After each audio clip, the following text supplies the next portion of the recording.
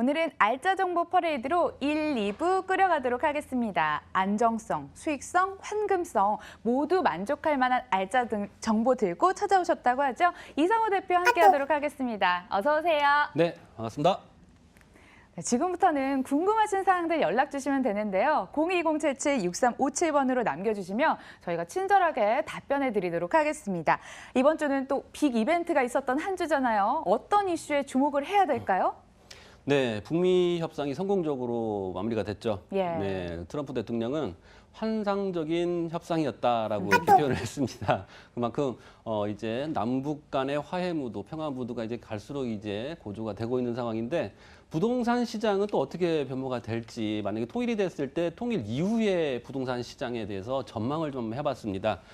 그러려면 이제 독일의 사례를 봐야겠죠. 1990년대 통일이 되면서 동독과 서독이 이제 베를린 장벽이 무너지면서 이제 그 하나의 국가가 형성이 됐는데 동독과 서독을 한번 비교를 해보면 우리나라, 북한과 남한이 통일이 됐을 때 앞으로의 부동산 시장에 대한 전망을 어느 정도는 예측을 해보지 않을까라는 생각을 해봅니다. 그래서 준비를 한번 해봤는데요. 독일 사례로 조망해보는 통일 이후의 부동산 시장 전망 해가지고 우리나라가 이제 북한하고 통일이 되게 되면 인구 8천만 명이 만들어낼 소비자 시장과 함께 국토 개발의 잠재적 가치가 매우 높아진다는 얘기죠. 실제적으로 봤을 때 북한의 어떤 광물 자원을 봤을 때는요, 지금 4조 7천억이죠. 4천조죠, 4천조.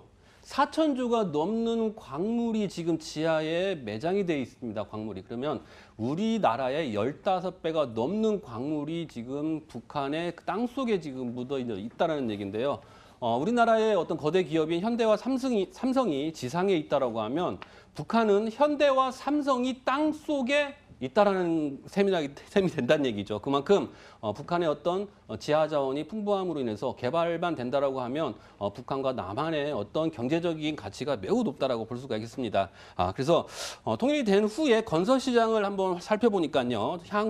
통일 향후에 20년간 총 224조 6천억 원이라는 어마어마한 건설 시장에 어떤 자금이 흘러가게 되고요. 북한 경제특구 인프라 개발 건설 물량도 역시 60조나 이제 나타난다는 얘기죠. 그만큼 건설에 관련된 어떤 이러한 그 부분이 매우 높아지게 되면서 남북 간의 어떤 경제 협력을 통해서 서로 간에 어떤 경제적으로 이로운 점이 많다라는 부분을 볼 수가 있겠습니다. 동독과 서독이 이제 통일되기 전에 이러한 일이 있었죠. 통일되기 전에 서독에서 동독으로 그 체류를 할 경우에는 30일의 체류 기간을 줬습니다. 그리고 동독이 서독으로 체류를 할 경우에는 40일간의 체류를 할 수 있는 권한을 부여를 하면서 서독 같은 경우에는 서독 사람들이 동도로 갔을 경우에 도로 통행료나 그다음에 도로 이용비나 이런 부분을 전부 다 지원을 했습니다.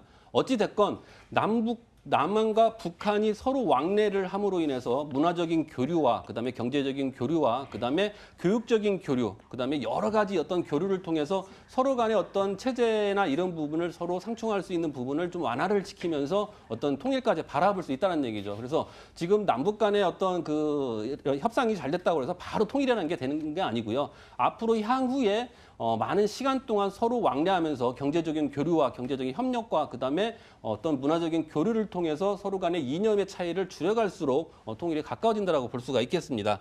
자, 주택 가격을 한번 독일의 통일 이후에 한번 보겠습니다. 서독 같은 경우는 1990년대 통일이 되면서 116.4%가 증가를 했죠.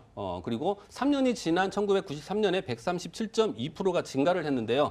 서독은 이미 경제적으로 부흥이 된 나라였고 동독은 그에 비해서 조금 못 미치는 나라였죠. 그래서 북한을 생각하시면 될 것 같습니다. 북한 같은 경우에 통일이 된다라고 하면 땅 가격이 어느 정도 치솟을까?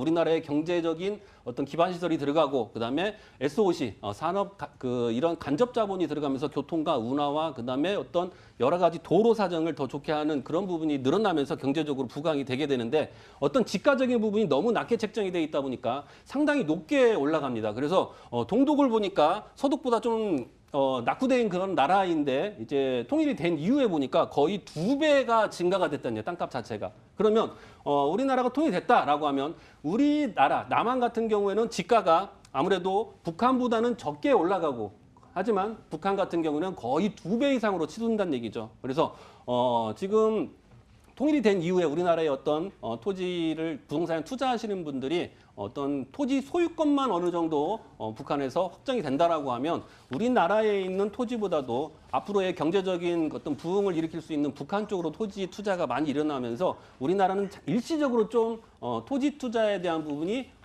내려갈 수도 있겠지만 향후에는 또 올라가겠죠. 하지만 일시적으로 봤을 때는 북한 쪽으로 투자가 많이 이뤄질 것이다. 그런 예상을 한번 해봅니다. 자, 택지 가격을 한번 보게 되면 서독 같은 경우도 지금 그 제곱미터당 약 89.24 마르크였는데 93년도에 96.53 마르크까지 치솟았죠. 그래서 택지 가격도 많이 올라가고 주택 가격도 많이 상승이 됐고요. 동독 같은 경우에도 아무래도 잘 사는 나라보다도 좀 약간 못 사는 나라 쪽에서도 보게 되면 택지 가격이나 주택 가격이 많이 상승을 했다라는 부분을 자료를 통해서 볼 수가 있겠습니다. 통일 전후 동서독의 부동산 변화인데요. 일단 경제 구조를 보게 되면 통일 초기에 통일 특수를 서독은 많이 늘겠지만 동독 같은 경우에는 아무래도 어떤 경제적으로 좀 미약한 부분이 있기 때문에 그쪽으로 경제적인 어떤 공장이 들어선다거나 산업 기반 시설이 들어간다거나 그래서 여러 가지 산업적인 구조를 통해서 2차 산업이나 3차 산업 쪽으로 이렇게 하다 보니까 토지 가격들이 많이 올라간다는 부분을 볼 수도 있고 그로 인해서 건설업이 많이 급성장을 하게 된다는 얘기죠. 그리고 주택 가격 지수를 보게 되면 1985년에 서독 같은 경우는 100으로 봤을 때 1993년에 137.2% 상승했다는 부분이고 동독은 89년에 100으로 봤을 때 93년에 195.2, 2배 올랐다는 얘기죠. 택지 가격도 많이 올랐고요. 그다음에 이제 주택 개발 같은 경우에는 일단 서독 같은 경우는 이미 경제적으로 부흥이 된 나라이기 때문에 동독 사람들이 통일이 됐을 때 서독으로 좀 어느 정도 인프라가 좀 확장이 돼 있고 어떤 교통이나 문화적인 부분이나 예술적인 부분이나 어떤 상업적인 부분, 경제적인 부분이 어느 정도 완성이 돼 있는 동독으로 많이 이주를 한다는 얘기죠. 지금 북한을 보게 되면 통일이 됐다라고 하면 어느 정도 교류가 있을 건데 주거지를 만약에 이런 남한 쪽으로 올 수 있는 그런 날이 있지 않을까라는 생각이 듭니다. 그래야지만 이 통일의 문턱이 가까워지기 때문에 그렇게 된다라고 하면 북한의 어떤 체제라는 부분이 있죠. 그래서 북한 체제를 충분히 뼛속 깊숙이 이해하고 그다음에 어떤 변화가 없는 그러한 노동당원들이나 이런 쪽으로 진행을 한다는 얘기죠. 그러면 북한 쪽에서 봤을 때 지배 계급들이 한국으로 넘어온다라고 하면 어느 쪽으로 상주를 할 수 있겠습니까? 아무래도 대도시 주변이겠죠. 이 서울 지역의 강남이나 아니면 부산이나 이런 대도시 주변으로 와서 어느 정도 이런 남한의 어떤 문화나 경제적인 부분이나 그런 부분을 가져가서 북한에서 또 이렇게 실행을 그대로 하는 그런 부분이겠죠. 그래서 유학이나 이런 부분을 통해서 아무래도 이 남한의 어떤 그런 부분을 도움을 받아서 또 북한으로 가서 그대로 진행을 하는 그런 형식으로 되기 때문에 어떤 그 주택 가격적인 부분이 대도시 쪽으로 가격이 상승할 것이다. 이런 부분을 예상을 해봅니다. 서독이 그렇기 때문에 우리나라도 역시 통일이 된 이후에 그렇게 된다는 얘기죠. 자, 인구 이동을 봤을 때 제가 지금까지 얘기했던 부분을 말씀을 드리겠습니다. 인구 이동을 봤을 때 89년에 동독 같은 경우에는 84년에 1661만 명이었죠. 94년에는 1553만 명입니다. 이 이유는 뭐냐면 잘 사는 서독으로 많이 이주를 했기 때문에 그만큼 인구의 변화가 있었고요. 교통이나 경제적인 이런 부분, 고속도로가 뚫리고 서울 문산 고속도로, 그다음에 수도권 제2 순환 고속도로, 한국도로공사에도 문산 개성 고속도로를 또 공사 재개를 또 예정을 하고 있는 그런 상황이기 때문에 도로가 개통이 되고 그러면 어떤 경제적인 그런 부분도 같이 일어날 수 있는 부분이기 때문에 이런 식으로 진행이 된다고 볼 수가 있겠습니다. 자, 좀 예상을 한번 해봤습니다. 북한이 붕괴되면 남한 집값은 10% 이상 급등한다가 30%입니다. 그리고 5%에서 10% 오른다가 20%고요. 5% 이상 오른다 15%. 그래서 오른다라는 쪽이 거의 지금 보게 되면 65%나 지금 예측을 하고 있다는 거죠. 북한에 투자한다면 어떤 도시? 평양이나 개성이나 신의주. 아무래도 북한의 수도인 평양과 그다음에 중국과 연결이 돼 있는 그런 쪽, 신의주 쪽, 그다음에 개성공단 이쪽으로 토지 쪽으로 투자가 많이 일어날 것이다. 이렇게 예측을 하고 있습니다. 네, 독일의 사례에서 국내 시장을 미리 좀 예측을 해봤고요. 지금부터는 생생한